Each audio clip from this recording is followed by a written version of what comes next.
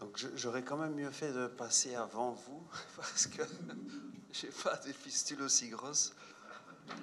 Chacun sa Un patient d'une soixantaine d'années, fibrillation auriculaire, sur base de dilatation de l'anneau mitral et tricuspide pour lequel il a une double annuloplastie mitrale par voie transseptale. Le chirurgien doit passer 2 fois. Et j'ai retrouvé la coronarographie qui a été faite à l'époque, donc c'était en 2005.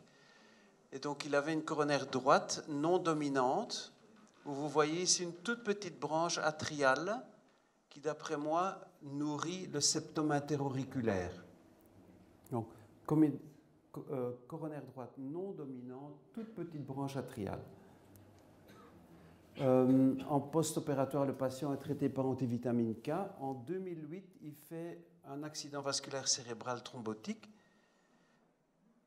Ici, en 2010, il fait sous anticoagulant un énorme hématome sous-dural pour lequel il est trépané et opéré. En 2016, de nouveau des symptômes neurologiques sans surdosage. C'est de nouveau un hématome sous-dural, cette fois-ci à droite, très gros hématome ici. Il est de nouveau trépané de l'autre côté. On enlève l'hématome, on arrête le Marcumar et le patient nous s'est adressé pour fermeture de l'auricule gauche.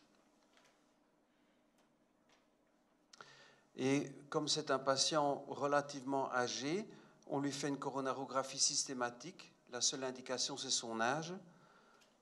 On fait ça juste avant de fermer l'auricule gauche et on voit que cette toute petite branche atriale, maintenant, elle est devenue une grosse fistule et que le patient, en fait, il saigne dans son oreillette droite.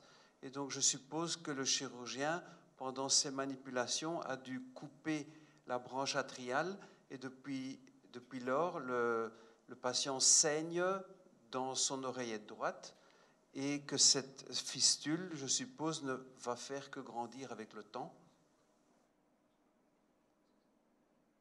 Donc on ferme l'auricule gauche du patient puisque son problème est une indication et une contre-indication au traitement anticoagulant.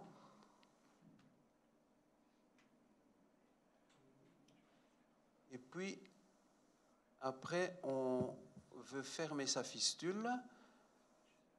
Et donc, ce n'est pas une énorme fistule, je l'admets, mais quand même déjà par rapport à la branche atriale de départ, il y avait une fameuse évolution. Donc, la technique, on met un guiding de C-French, on met un petit guide d'angioplastie coronaire jusque dans l'oreillette droite. Sur ce guide d'angioplastie coronaire, on met un petit ballon coronaire de 3 ou 4 mm qu'on met dans l'oreillette droite. Et puis, on tire, on introduit le guiding plus profondément dans la fistule, puisque le petit ballon coronaire est occlusif. On pousse le guiding dans la fistule. Et puis, on introduit une petite prothèse AVP4 et je dirais une dizaine de minutes après l'implantation de la prothèse, la prothèse bouchait la fistule. Voilà.